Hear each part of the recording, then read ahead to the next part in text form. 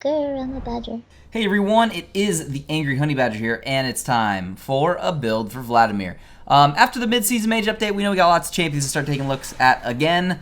Granted, I have just plenty of champions to look at because they change stuff in the game constantly because that's League of Legends. But we're going to look at Vlad today. That is singed with the most greedy proxy start I've ever seen. He's going to get punished for it by losing most of his health, and then we're going to kill him in like 2 levels because, let's face it, he's low enough that I'm going to keep poking at him and I'm going to make sure he either dies for trying to get farm or I'm going to poke at him regardless since he's low. So, that's what's up. But before we kick things off with more things, we need to show those runes and masteries and get those out of the way. So I'll pull those up on the screen now. Take a look at those. Pause the video if you need to. And open League and jot those down and do what you need to do. That's what I like to take and that's what I've been doing. Alright, cool. Let's get rid of those. Now, the other thing we need to do to talk about Vladimir is we need to go over his abilities because they have changed slightly. And it's also just good to know what we're talking about and what order we want to max things out in. So let's go over maxing order after getting first blood and what his abilities do. So first off, we have his passive, and that is Crimson Pact. Now, every 25 points of bonus health gives you 1 ability power, and every 1 point of ability power gives you 1 bonus health. These bonuses do not stack with themselves, though, so take note of that. But basically, you build health, you get AP, you build AP, you get health. It's kind of cool. I really do like the passive. I think it's very interesting, and it gives you options on build paths. If you go like straight DPS Vladimir, you can basically get free health. Or if you go with a hybridish build, which is, I think, the best method, you get a good amount of durability for getting offensive items, and you get a good amount of offense from buying some durability. A full tank Vladimir build might not do enough, honestly. You could try it with like a max health build. Be difficult, but who knows? Maybe it's super strong right now and I haven't tried it enough, but I like this build. It works very well. So first we have his Q, Transfusion. You suck life out of things. You get life back from healing. You yay. It does damage to them. It's awesome. Hooray for that. We're going to max it out first. After casting it twice, though, you gain Crimson Rush for 2.5 seconds once Transfusion comes off cooldown. While under the effects of Crimson Rush, Vladimir gains a short burst of speed, and his next Transfusion deals double damage, and it also heals him. So that's that bar you need to pay attention to. You get that extra damage, you get that giant burst of heal. It's very good. So pay attention to your bar and how it builds up and how you can use it again. The big thing there is, besides the double damage, the heal is enormous, and it's a very effective way to stay in lane if you get chunked out, or to stay in fights if you're getting chunked out a little bit. So that is something to take note of. You can also live a really long time as they chase you throughout the jungle that you're dying in. So, Transfusion, it's awesome. At rank 2, well, it really depends on what you want to put a point in. Most people put it in Sanguine Pool. Obviously, you're going to sink into a pool of blood for 2 seconds, becoming untargetable. Doesn't mean you're invincible, you're just untargetable. If you're already ignited, you can die. And you'll gain bonus movement speed, which decays rapidly over 1 second. Enemies above you are slowed, and they will take magic damage. So, look out. That's what's going to happen. That's your pool. You're going to max this out last. So you just put a point in level 2, max out last. And then you have your Tides of Blood. This is your E. You're going to put a point in this at rank 3, max this out second. You're going to be able to charge up a reservoir of blood, paying a percentage of your maximum health over 1 second. Vladimir slowed for the initial second as it continues to charge. On release, though, or after 1.5 seconds, Vladimir unleashes that blood and the missiles in that circle around him. It's going to deal damage based on how long you charge it up to the first enemy it hits in the area around him. It doesn't go all the way out to the outer edges, whatever enemies are around you. That's why you can sometimes not hit them if they are inside of, or have minions kind of blocking, so be careful about that. If it is charged for at least 1 second, enemies hit by Tides of Blood are then slowed by 40% for half a second. So if you do get that charge off and you can burst them down, it's fantastic. Or even 1 second of charge, you're going to slow them. So it has more play to it now. You can just do quick little blicks of it to do less damage to yourself, since it does cost you a percentage of your health and a little bit of damage to them. But if you want to get that bigger charge, you can do more damage. You're going to take more health from you. I mostly charge it up max to get a lot of damage out, or to at least get that slow on. So make sure you do that. That's your Tides of Blood. And then finally, we have your Hemoplague, which is your ultimate. Obviously, you know when to max this out. You're going to inflict an area with the Plague.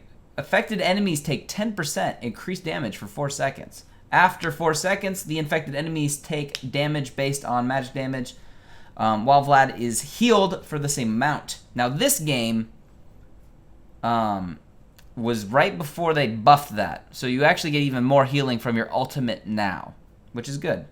Oh, and then healing is increased by 50% for each additional champion hit beyond the first.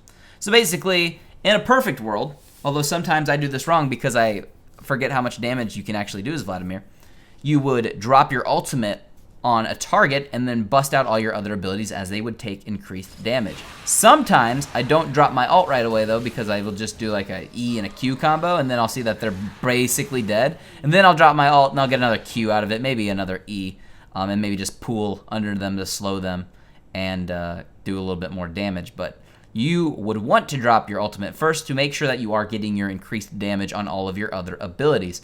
Obviously, this works really well in tanky fights, and that's a good thing. Now, previously with Vladimir, before the rework, and even now it still remains true, one reason Vladimir would get played is he's a champion that builds, like I said, health and ability power, and he gets health and ability power for doing so. It's a good combination for building. That's why I really like his passive. The things it also helps him with is it gives him some durability in fights. And that makes him good at long extended fights. And what typically happens in long extended fights, or one champion you will see there, are tanky champions. Vladimir's typically, cannot talk today for some reason, Vlad's typically good at dealing with tanky champions. So, that is one reason why he got a lot of play previously, and it remains true. He still does good against tanky champions. He can keep sucking blood out of their tanky bodies and keep dealing continuous damage to them without having to worry about a mana bar of any kind. Everything's just cooldown based and health based. And if you can keep sucking health out of targets that can't typically do a lot of damage to you, you can stay and fight with them for long periods of time. Skarner excluded, who currently does way too much damage, and probably getting a nerf because his win rate is insanely high. Surprisingly, yes, I know. Anyways, that's what's going on. So Vladimir's still good in all those positions. Now let's talk about the build itself, because let's face it, this is a building guide and we should probably talk about that. So here, Skarner's just beating the shit out of our team because, yeah, super fed Skarner and doesn't take any damage. Look at Caitlyn hit him and do literally nothing. I'm going to start chunking him out. She finally starts getting a couple crits off. I'm going to start just being able to pull lots of life out of him continuously. It's just annoying, but like, if he couldn't stun me up constantly, I'd probably could solo him, even though he's pretty darn fed. I guess I'm decently fed too at 8-1. But I can keep brawling with him just because I can keep sucking life out of him. So that's, like I said, Vlad does good against those tanks. Let's go over the build, though, a little bit. The first item we did build was the Hextech Protobelt 01. It's going to give you AP and cooldown reduction. Vladimir really likes that since, like I said, the only thing stopping him from casting abilities is cooldowns, effectively, and his health, but no mana or energy, so you don't have to worry about that crap. So cooldown's a good thing to have. It also will give you health and ability power in that item. And those are two things that synergize well with Vlad. You also then get that active that allows you to dash forward and fire those Nova Bolts that deal some damage, which is also good. It hits them. It's awesome. It's got a pretty awesome short cooldown. This is really good for just getting in range to bust your ultimate onto a team, get in range instead of just running at them or flashing at them and ulting. It's like a mini flash, and then you can drop your ult, kind of be surprised and get in there and be able to deal damage immediately. I did do it a couple times already in this game, so you've probably seen it happen. I also like it as defensive because you can also use it just to get away if you have to. It's like a mini flash if you want to flash away from them. So, Protobelt, pretty damn good, in my opinion. I do like it. As for boots with Vladimir, now some people really like Sorks shoes, Sorks. I think they're good too. But he can really chase and continue to be a nuisance if you go with boots of Swiftness. That extra little bit of mobility will allow you to just stay in a fight and really chase people down continuously. And so we go with the boots of Swiftness for my build. I think it works a lot better. Although the pen boots would be good, but we always make sure we get a pen item regardless. Now, beyond this, the next two items that I have picked up are a Zhonya's Hourglass and an Abyssal Scepter. Now, we get some benefits from both of these items. Zhonya's Hourglass obviously gives us ability power, it gives us armor, and it does now give us a little bit more cooldown reduction. We like those things. Now we're up to a 20% cooldown reduction.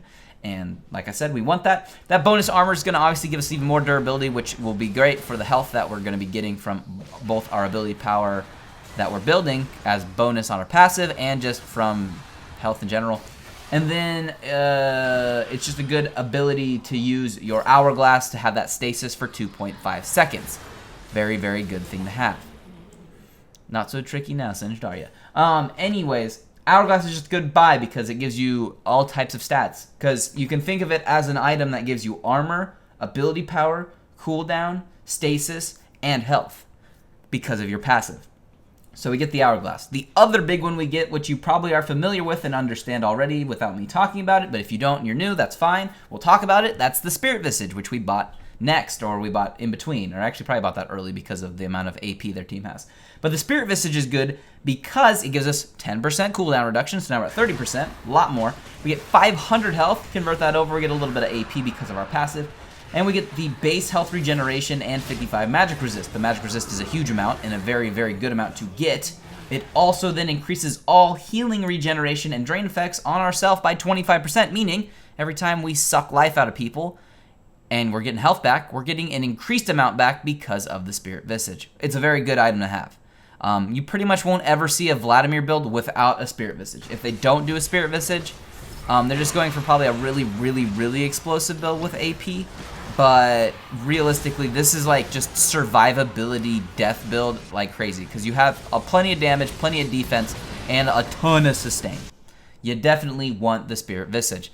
Now, because we didn't go with Sork shoes, we need some kind of penetration at this point in the game. It's a better option at this point to actually go Void Staff than going Deathcap.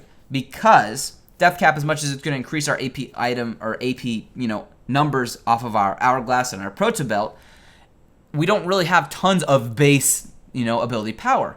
We need penetration is going to go a lot further with all of our base stats and with our numbers we have than a Deathcap right now, currently, because we have really no penetration besides our runes and masteries. So we need to build the Void Staff, and the Void Staff is a pretty damn effective ability power item for the cost. And so you're going to get that AD AP, which is what it currently has, and you're going to be getting the magic damage that ignores 35% of the target's magic resist. This applies before magic penetration. So it really does a good job of just getting through tankier members, which once again, Vladimir is really good at destroying other tanks. So if you're looking for a time to pick Vladimir and play him, you would want to play him against tanky teams or tanky laners, or anybody that you're going to have probably long extended fights with. You can obviously play him into other comps too, but he does well into those comps, which is why this is a good game to play. And they have a Singe, they have a Skarner, they have an Alistair, pretty good tanky squad on their side. Then as for that final item, we did go with the Deathcap, and that's just going to maximize all of our numbers and even give us more of that bonus health because of our passive. And that's going to be the full build we went with this game, along obviously with the Elixir to make sure we max that out. Abyssal Scepter can be a good buy if you needed more magic resist for some reason, but the Abyssal, or the Spirit Visage is probably going to be plenty for you.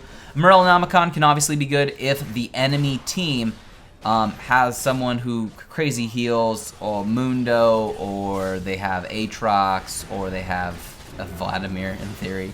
That can be good, but you don't necessarily need it in every build. It also does give you more ability power and cooldown reduction. I know it has mana on it, but ignore that. But that's a build for Vladimir. All of it's in the description, and I wish all of you the best of luck on the fields of justice.